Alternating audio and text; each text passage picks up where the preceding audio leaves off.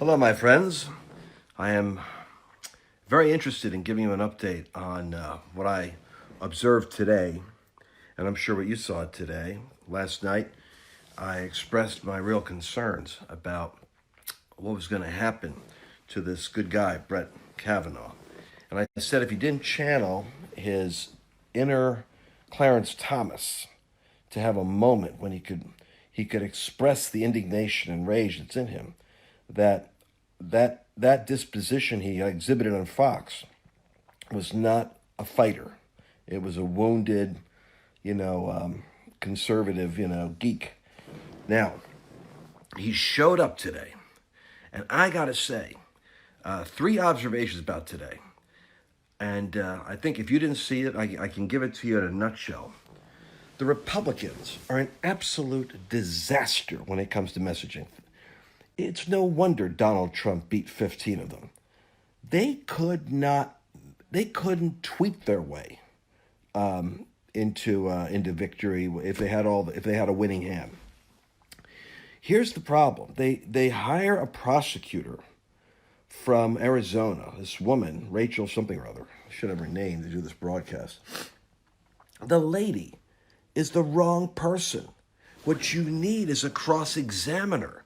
So they got this stupid thing going on where she talks for 5 minutes, trying to do a deposition, verifying, Ford's, license plate and date of birth or something. It was so stupid. It was like, this is a drama being played at an emotional level in front of a national audience. This is not a deposition is a 3-hour deposition being compressed into 5-minute clusters. So she's talking for 5 minutes, and then the Democrats come and do haymakers, bam, bam, bam, and thank you. Oh, you're so courageous of you, Miss Ford, to be here. And then back on to the drone coming on, hovering over the subject matter, plucking out a few facts. No narrative. Now, I was alerted to the danger of this last night.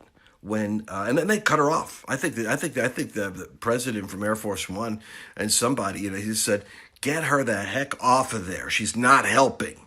And she wasn't. What they needed was they needed somebody who could cross-examine. So I want you to hear what Alan Dershowitz has to say. Let's listen to Alan on this subject. This is going to be a multi-high-tech presentation right now. Alan?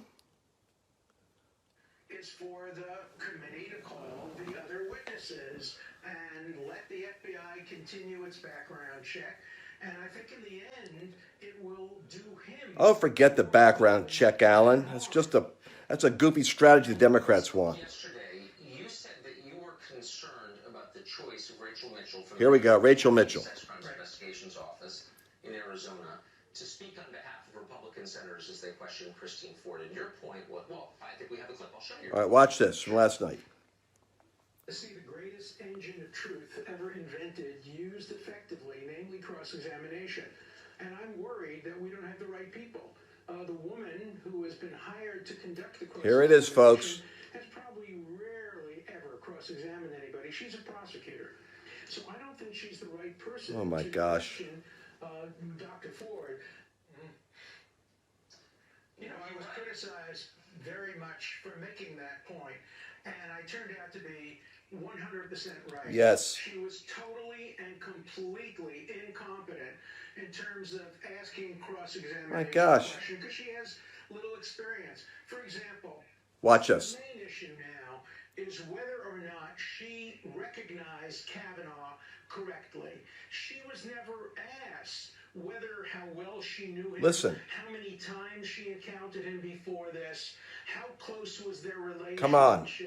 There was nothing that could raise questions about whether, even if she believes she's telling the truth, she may have misidentified. There you go. So she just did a terrible job, and I think the Republicans realize that, and they canned her right in the middle.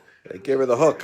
So can I, and those of us who ask questions for a living sat and watched with our mouths open, wondering throughout, what is the point of this? Not that she's a bad person or stupid, but you would think, you've been around congressional testimony before, you've testified. When you are asking questions of a witness, aren't you doing so to prove a point, tell Right. a story. You're doing so for Right. reason, aren't you? You have to have a theory. Every question has to be part of a tactic. A theory. You ask question A in order to lay a foundation for B. She had none. Asking questions. It just didn't seem to go anywhere. She didn't have much of a point, and in the end, she accomplished nothing. Yes, Brett Kavanaugh defended himself. Nobody else was, other than Lindsey Graham. Thank you. Brett Kavanaugh had to defend himself. Nobody else did. It was pathetic. And all those Republicans, I mean, what's up with those guys? I'm telling you something, man. We got to support them because the last thing you want is the alternative. But we got to clean that thing out. If you care about the future for your children and the world, man, we got a job to do. All right, let's hear this man defend himself. People have known me my whole life. Listen to the people I've grown up with and worked with and played with and coached with and dated and taught and gone to games with and had beers with. And listen to the witnesses who allegedly were at this event 36 years ago. Listen to Miss Kaiser. She does not know me. I was not at the party described by Dr. Ford. Catch that? This confirmation process has become a national disgrace.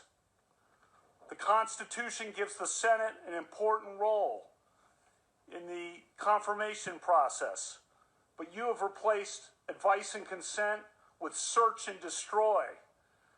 Since my nomination in July, there's been a frenzy on the left to come up with something, anything, to block my confirmation. Shortly after I was nominated, the Democratic Senate leader said he would, quote, oppose me with everything he's got. Schumer. A Democratic senator on this committee publicly referred to me as evil. Evil. Evil. Think about that word. Which And said that those who supported me were, quote, complicit in evil. Which one was that? Another nut Democratic job? senator on this committee said, quote, Judge Kavanaugh is your worst nightmare.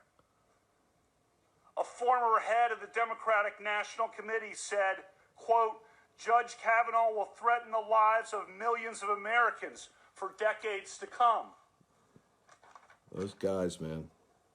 I understand the passions of the moment, but I would say to those senators, your words have meaning. Millions of Americans listened carefully to you. Given comments like those, is it any surprise that people have been willing to do anything to make any physical threat against my family? Right. To send any violent email to my wife? Let's see To it. make any kind of allegation against me and against my friends? To blow me up and take me down? Right.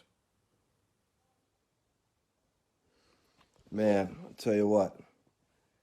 It gives you the essence of what I wanted you to get out of this, which is the fact that this thing is down to 4 people's votes. And I have just been in knots over this thing. Because like I said last night, if you looked at the prophecy I had from Bob Hartley there on the 9th, where he mentions that he feels that he'll be rejected. He's literally, it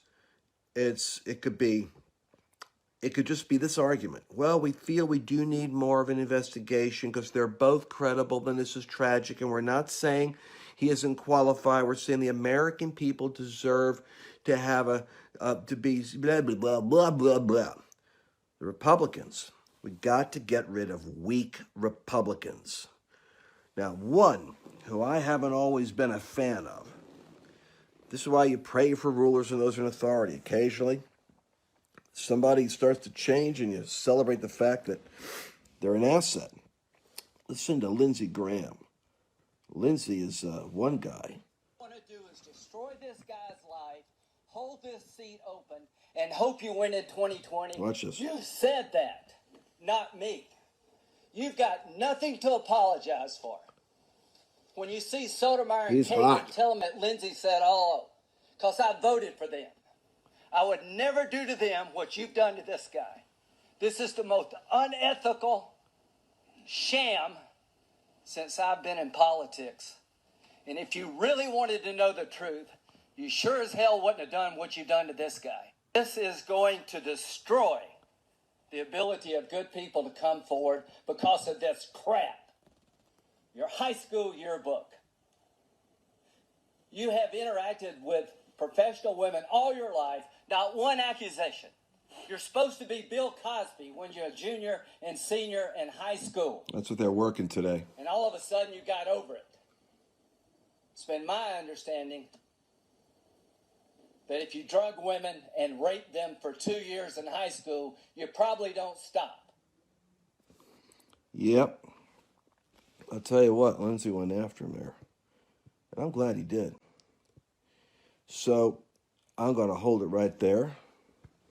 Now, allow me to give you my thoughts on this. The Ford testimony is so full of holes, and you heard Dershowitz say it.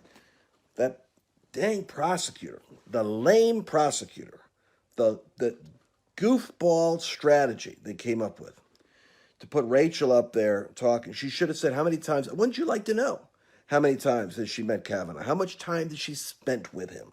How close was their relationship and friendship? Was her yearbook signed? Was there any correspondence or any evidence that she ever met him that could be brought to our attention other than the memory? Now, let me understand. I want to be very sympathetic with this. You were going through therapy. Sexual injuries like this can be very complicated, deeply embedded memories. We're talking over 30, 35 years ago. So, you're a psychologist. Can you explain the difference between false memory syndrome and an accurate memory syndrome? And can you explain why the 3 or 4 other people that we've been quoted here as witnesses all deny the incident? How does that make sense? And the most important question, why the heck did you lie? Because you said you couldn't handle being in a plane because it gave you the claustrophobic feeling of being raped and triggered your memory? Why did you say that when you have flown extensively? You said you had to drive here, you could not fly? Can you help us understand a little bit about how it is you flew other places? Like Hawaii? You know, and you can do this. She could have done this better than I'm doing it now and not sounded like I sound. Sympathetic and ask those questions. Oh, man. If this guy makes it, it's not because anybody was with him, because Kavanaugh had to stand for himself. And Lindsey Graham at the end, God bless him, spoke up. But you know what's amazing in American discourse? The actors in Hollywood, you don't want to read the tweets, they actually believe his tears. I didn't play for you the real heartbreaking part where he talked about his 10-year-old daughter praying to forgive and pray for the woman and ask for God to help her, Mrs. Ford, who's attacking her dad. I mean, I didn't want to do that scene again. I watched it too many times. But it's amazing how Jesus said, take heed how you hear and take heed what you hear. Because to him who has shall more be given. To him who doesn't have, even what he has, will be taken away. Here's what that means. That means whatever spirit you're listening to affects your ability to listen. If you've got a jealous spirit, you're going to listen through a jealous filter. If you've got an envious spirit, you listen through an envious filter. If you've got a lusting spirit, you're going to see things through a lusting filter. Having eyes full of adultery is what the Bible says. They cannot cease from sin. You see, whatever spirit you bow to controls the mechanisms of your perception and begins to distort and pervert and twist your ability to see. That's the only explanation I can have for how it's going to be coming down consistently to 47 senators all voting against. They wrote this man off. The actors in Hollywood that are sitting there talking about where did he learn the acting technique to cry like this? These people are blithering. They're candidates for deliverance. But then I read, and we have to get into some theology on this stuff, because it says in Thessalonians, I believe 2 Thessalonians, that at the end times, God is going to give people over to a spirit of delusion. That God gives people over to a spirit of delusion. That's now, obviously, I want to. Most Christians, unfortunately, don't know how to stand up for their rights and assert their authority and protect their privileges, because they feel like they're not supposed to ever defend themselves, and so they get all, it's really, really weird. I mean, you would be shocked the number of Christians that I know who would even say, well, he was a little bit emotional. I mean, somebody's destroying you and your family, and the complaint is you're a little emotional. He was a little, even his critics were saying today, oh, I don't think that's the temperament of a judge. It's just fascinating. All right, so I said last night that my anxiety is that he is not going to be able to be confirmed, because America is still under the influence of this spirit, and in Washington, that spirit hovers over that place geographically. It's not like, when you got to really pray for the 4 key senators. Now, Corker from Tennessee said that he sounds like he's going to support him. So Corker, Flake, he's a wild card because he hates Trump, and he's got the same thing working on him that McCain had, which is like, if it annoys Trump. But I'm getting that low connection again, so I'm going to have to hop off the air. So I am praying that Kavanaugh's confirmed, and I am saying that I'm keeping up what I put up last night, because it ain't no sure deal. I am concerned the Republicans lack courage, but I tell you this: if this man is denied this opportunity, already today, the conservative base has been solidified. But if he's denied this opportunity, at first there'll be outrage. Many are going to be disgusted with the Senate, and they're not going to want to support them. But I think cooler heads will prevail. I think this is going to turn out the base like nothing ever before. I think God is having his way in the whirlwind. And I think that the more abusive and demonstrative and demonic the left gets, the more engaged, observant, concerned, and focused and energized Republican base is going to be. And we have to pray that the nature of evil will continue to be unmasked. The year 5779, I haven't heard anybody teach this yet, except what I'm saying. The letter 9 is a pictograph, and it's a number. 9 is also a letter. And it's a letter that looks both like a coiled snake in a basket or a pregnant woman. If I drew it, you'd see it. This is the year in which the contrast between the serpent and the woman. Remember what Genesis says? There'll be enmity between the woman and the serpent. This is the year when the serpent and the church are going to be more conspicuous in their contrast. But it's not just any woman. It's a woman pregnant with a move of God. And I believe there is a move of God that we are carrying right now. And I think the reason why we haven't seen it yet is because most people want a spiritual move like Toronto or revivals in the past, which is an escape from the world into the glory dust of angels and miracles and tent meetings. But that's not this move. This move is going in towards where the gates of hell are located. Government, education, arts, media. We're talking about the battle of ideas. We're talking about the collision of worldviews. We're talking about sheep nations and goat nations coming into collision. And it's happening right here in America. And I believe the awakening is going to be those that can hold on to the passion, fire, and love of God and have a vision for creating a world that reflects the kingdom of God. And that's not just spiritual experiences. It plays itself out in justice and in discourse and in art and communication and in truth-telling. And the left is a religious movement. You guys don't see, a lot of people don't see this. The left isn't a political thing. And I hear these geniuses that say, at conferences, I'm controversial because I just speak this stuff now. But I don't want to hear people say, well, we're not Republicans or Democrats. We're not left or right. We're followers of Jesus. I mean, does that really make sense? You want the record of history to say, during the civil rights movement that you are for the black man or against the black man. We're just simply for Jesus. And so while Martin Luther King is being hosed down on the streets of Alabama, and while his following is being hit with fire hoses and the clubs of policemen, you're going to sit in your pulpit and say, well, we're not called to get involved with politics. We're simply preaching the word. How's that going to go down? There are times in history when you need to mark the battle that is going outside and raging, and that is involving your civic discourse and your freedom and your liberty, and you have to have a position, and you can't cop out and hide behind your spirituality. Make sense, folks? I mean, how many people really want to say, well, I'm neither for the Nazi Party or not for the Nazi Party. I'm for the kingdom. I think the more that we stay away from politics and focus on Jesus, brother, the better it is. Better for you, but not for all the Jews I know that went to Auschwitz. All right, so you got where I'm going. Getting feisty in my old age. All right, so we just pray for this man, for his family, and for America. And may those senators, and even that one from West Virginia, who knows, he just might surprise us and cross over.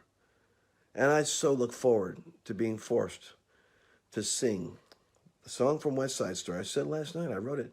I said, if I'm wrong, and I want to be wrong, and if he's going to get confirmed, if he does get confirmed, because he pulls out the Clarence Thomas moment, that's what I did say. He's got to find it. Well, he found it today. But if I'm wrong and he doesn't, if he does get confirmed, I'll be so happy. I will be forced to sing the song from West Side Story, I Feel Pretty. That's right. I feel pretty. I feel pretty. I feel pretty and witty and gay. And I'll sing it to your satisfaction as a penance for questioning that Kavanaugh would make it. All right. I pray that he does. But I did do that video last night saying, I don't know. I'm not so confident. All right. But I'm sure pulling for it. Talk to you guys later. In the name of Yeshua. To you. See you later. Hi, I'm Lance Wallnau. I want to thank you for watching this broadcast. And if you'd like to see more of what we've got coming up, and you never know when something new is going to be interesting, just hit the subscribe button right there, and I look forward to seeing you in a future broadcast.